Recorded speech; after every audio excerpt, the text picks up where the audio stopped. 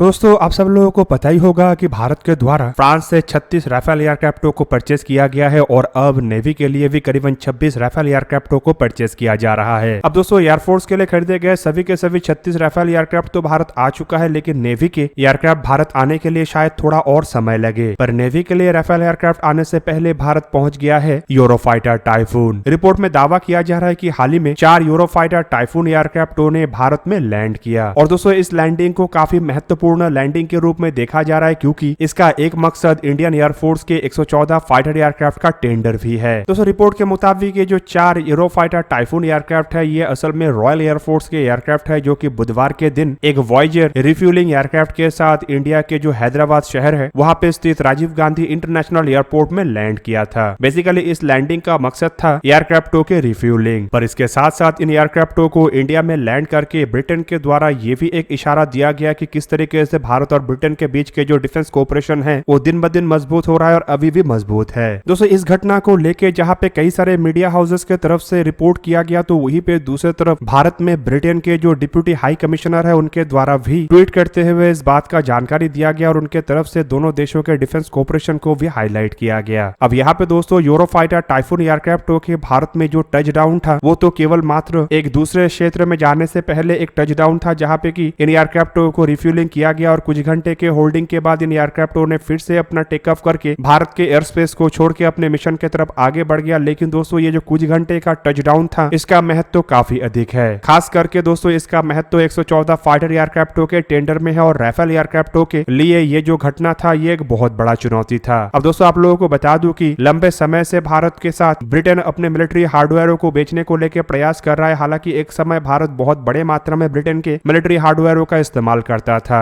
पर हाल फिलहाल के सालों में इसमें काफी अधिक कमी आया है, खास करके तब से जब से भारत के द्वारा रशिया को छोड़ के अन्य देशों से हथियारों को भी अधिक मात्रा में खरीदना शुरू किया गया है। भारत तब से ब्रिटेन से कोई हथियार खरीदा नहीं है और जब भारत के द्वारा फिर से एक बार 114 फाइटर एयरक्राफ्टों को खरीदने को लेकर टेंडर जारी किया गया तो ब्रिटेन के सामने एक ऑप्शन आया जिसके अंतर्गत ब्रिटेन अपना यूरोफाइटर टाइफून एयरक्राफ्ट बेच सके। अब दोस्तों यहाँ पे आप लोगों की जानकारी के लिए बता दूं कि इससे पहले 126 एयरक्राफ्टों के टेंडर में भी यूरोफाइटर टाइफून एयरक्राफ्टों का ऑफर भारत को किया गया था, लेकिन उस दरमियान फाइनलाइज होने के बावजूद प्राइस के कारण यूरोफाइटर टाइफून एयरक्राफ्ट राफेल के सामने हार गया था। और दोस्तों बताया जा रहा है कि इस बार शायद प्राइस कोई फैक्टर ना बने, क्योंकि यूरोफाइटर टाइफून एयरक्राफ्टों के प्राइस को काफी कम करके कोट करने का बात भी कहा जा रहा है। और ऊपर से आपको बता दूं कि इन एयरक्राफ्टों के बेचने का जो नेगोशिएशन है उसकी जिम्मेदारी भी इस बार ब्रिटेन के हाथ में है। मतलब एक तरीके से ब्रिटेन यूरोफाइटर टाइफून एयरक्राफ्टों को बेचने को लेकर भरपूर प्रयास करेगा और दोस्तों मेरा मानना यह है कि इसी प्रयास के अंतर्गत इन 4 यूरोफाइटर टाइफून एयरक्राफ्टों को भारत में लैंड करवाया गया था। हालांकि इससे पहले भी कई बार यूरोफाइटर टाइफून एयरक्राफ्टों के साथ इंडियन एयरफोर्स के एयरक्राफ्टों का एक्सरसाइज में आमना सामना हो चुका है और कई बार ब्रिटेन के अलग अलग एयरक्राफ्ट भी भारत लैंड कर चुका है। पर इस बार के इस मौके को एक महत्वपूर्ण और खास मौके के रूप में देखा जा रहा है, क्योंकि इंडियन ओशन के अंदर डियागो गार्सिया नामक एक क्षेत्र भी ब्रिटेन का है जहां पे जरूरत पड़ने पे इन एयरक्राफ्टों को लैंड करवाया जा सकता था, लेकिन फिर भी ब्रिटेन के द्वारा भारत का ही चुनाव किया गया, जो कि दर्शा रहा है कि ब्रिटेन इसके माध्यम से कुछ न कुछ मैसेज देने का प्रयास कर रहा है। अब दोस्तों 114 फाइटर एयरक्राफ्टों के टेंडर से पहले जहां पे भारत के द्वारा फ्रांस से ऑलरेडी 36 राफेल एयरक्राफ्टों को परचेस किया गया और 26 राफेल एम एयरक्राफ्टों को परचेस किया जा रहा है। ये राफेल एयरक्राफ्टों के दावेदारी को तो मजबूत कर रहा है, लेकिन इसका मतलब ये नहीं कि ये जो नेक्स्ट टेंडर है ये संपूर्ण रूप से एक तरफा हो। टेंडर में कई सारे नए एयरक्राफ्टों को भी प्रवेश करवाया गया और टेंडर में कई सारे नए शर्तों को भी रखा गया है। ऐसे में दोस्तों अगर डसॉल्ट एविएशन के राफेल एयरक्राफ्टों के द्वारा इन शर्तों को नहीं माना जाता है तो एक तरीके से भारत के सामने ऑप्शन के रूप में जो सेकंड सबसे बेहतरीन चॉइस है वो है यूरोफाइटर टाइफून। और ब्रिटेन फिलहाल वही एक प्रयास में है कि किसी भी तरीके से ये जो राफेल और यूरोफाइटर टाइफून एयरक्राफ्टों के बीच में 19-20 का फर्क है उसे दूर किया जा सके, ताकि भारत को यूरोफाइटर टाइफून एयरक्राफ्टों को लेके मनवाया जा सके। हालांकि दोस्तों इसके लिए ब्रिटेन के द्वारा अपने इंजनों के टेक्नोलॉजी तक भारत को देने को लेके बातों को कहा जा चुका है। और आप लोगों के जानकारी के लिए बता दूं कि फिलहाल इंजनों के मामले में भारत और फ्रांस के बीच में बातचीत हो रहा है और अगर फ्रांस और भारत का ये बातचीत सफल नहीं होता है तो नेक्स्ट ऑप्शन ब्रिटेन होगा। हालांकि कुछ रिपोर्टों में दावा किया जा रहा है कि भारत और फ्रांस के बीच में इंजनों के डील को लेके जो बातचीत है वो फाइनल हो चुका है और जल्द ही इसे लेके ऑफिशियल जानकारी दे दिया जाएगा। पर इसके बावजूद ब्रिटेन के तरफ से 1% भी अपने प्रयास में कमी नहीं किया जा रहा है। अब दोस्तों यूरोफाइटर टाइफून एयरक्राफ्टों को अगर देखा जाए तो बेसिकली इन एयरक्राफ्टों को यूरोप के कई सारे देशों के कंपनियों के तरफ से निर्माण किया हुआ एक कंसोर्शियम, मतलब मतलब यूरोफाइटर कंसोर्शियम के तरफ से निर्माण किया गया है और इस कंसोर्शियम में Airbus, BAE system, military, air and information और लियोनार्डो जैसे कंपनी शामिल है, या फिर आप कह सकते हैं कि इस कंसोर्शियम में France, Germany, Spain, United kingdom और इटली शामिल है। अब दोस्तों बहुत सारे देशों के कंपनियों के द्वारा इन एयरक्राफ्टों को बनाने के कारण से भी एक तरीके से आप कह सकते हैं कि इंडियन एयरफोर्स के टेंडर में ये जो एयरक्राफ्ट है ये थोड़ा कमजोर है। दोस्तों इन एयरक्राफ्टों के निर्माण का काम 1986 में शुरू किया गया था और दोस्तों इन एयरक्राफ्टों ने अपना पहला उड़ान 27 मार्च 1994 को भरा था। एयरक्राफ्टों को साल 2003 में मतलब आज से 20 साल पहले इंट्रोड्यूस किया गया था और दोस्तों इन एयरक्राफ्टों को यूरोप के अंदर जहां पे बड़े मात्रा में इस्तेमाल किया जाता है तो वहीं पे यूरोप के बाहर भी यह इस्तेमाल हो रहा है। यूरोप के अंदर ऑस्ट्रिया, जर्मनी, इटली, स्पेन और यूनाइटेड किंगडम के द्वारा जहां पे इन एयरक्राफ्टों का इस्तेमाल किया जा रहा है तो वहीं पे यूरोप के बाहर कुवैत, ओमान, कतर और सऊदी अरबिया इन एयरक्राफ्टों का इस्तेमाल कर रहा है। दोस्तों यूरोपियन इन कंसोर्शियम के तरफ से अब तक 550 से भी अधिक ऐसे एयरक्राफ्टों का निर्माण किया जा चुका है। दोस्तों यूरोफाइटर टाइफून एयरक्राफ्टों को देखा जाए तो ये 4.5 जनरेशन के one of the best fighter aircraft है। दोस्तों यूरोफाइटर टाइफून जैसे फाइटर एयरक्राफ्टों का दो वेरिएंट है, मतलब एक है सिंगल सीटेड फाइटर वेरिएंट जबकि दूसरा है ट्विन सीटेड ट्रेनर वेरिएंट। और इन एयरक्राफ्टों के अगर आकार को देखा जाए तो इसका लंबाई 15.96 मीटर मतलब 52 फीट 4 इंच है, तो वहीं पे इसका विंग स्पैन 10.95 मीटर मतलब 35 फीट 11 इंच है। एयरक्राफ्ट का हाइट 5.28 मीटर मतलब 17 फीट 4 इंच है, तो वहीं पे इसका विंग एरिया 51.2 मीटर स्क्वायर या फिर क्या है तो 551 स्क्वायर फीट है। एयरक्राफ्ट का एम्प्टी वेट करीबन 11,000 किलोग्राम है, तो वहीं पे इसका ग्रॉस वेट करीबन 16,000 किलोग्राम है और मैक्सिमम टेक ऑफ वेट करीबन 23,500 किलोग्राम है। जबकि दोस्तों ये जो एयरक्राफ्ट है ये करीबन 4,996 किलोग्राम के इंटरनल फ्यूल कैरी कर सकता है और एयरक्राफ्ट में दो इंजन के रूप में यूरोजेट EJ200 after burning turbofan engine का इस्तेमाल हुआ है, जिनमें से हर एक इंजन 60 किलोन्यूटन ड्राई थ्रस्ट और 90 किलोन्यूटन तक आफ्टर बर्नर थ्रस्ट प्रोड्यूस कर सकता है। दोस्तों इस एयरक्राफ्ट की अगर परफॉर्मेंस को देखा जाए तो हाई ऑल्टीट्यूड में इसका अधिकतम रफ्तार 2125 किलोमीटर पर आवर मतलब मार्क 2 है और वहीं पे सी लेवल में इसका रफ्तार करीब करीब 1530 किलोमीटर पर आवर मतलब मार्क 1.25 है। हालांकि दोस्तों ये सुपर क्रूजर को भी इस्तेमाल कर सकते हैं और super cruiser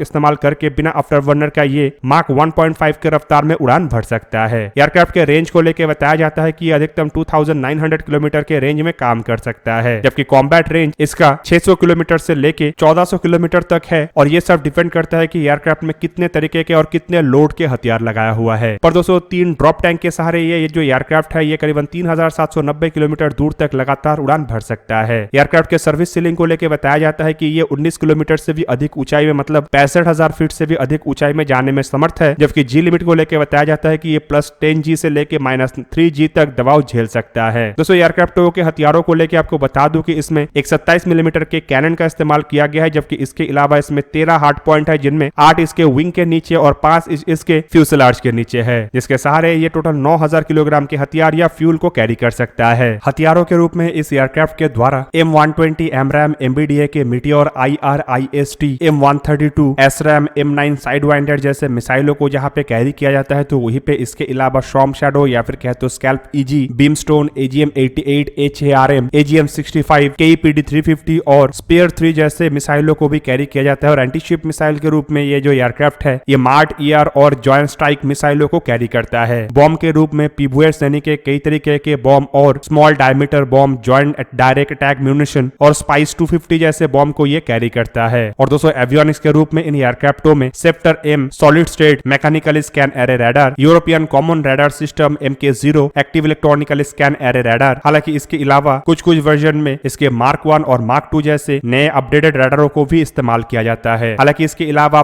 passive infrared airborne tracking equipment, targeting pod, laser targeting pod और स्नाइपर एडवांस टारगेटिंग पॉड्स को भी इसमें लगाया जा सकता है। दोस्तों आप लोगों को क्या लगता है कि ब्रिटेन की तरफ से ये 4 एयरक्राफ्टों को भारत में लैंड करके क्या सच में राफेल एयरक्राफ्टों को एक बहुत बड़ा संकेत दिया गया है या फिर ये कॉमन एक्सरसाइज का ही हिस्सा था? कमेंट करके अपने राय अवश्य दीजिए। दोस्तों आज के इस वीडियो को यहीं पे ही करते समाप्त। किसी और एक दिन किसी और एक वीडियो में मिलेंगे, तब तक के लिए जय हिंद, वंदे मातरम।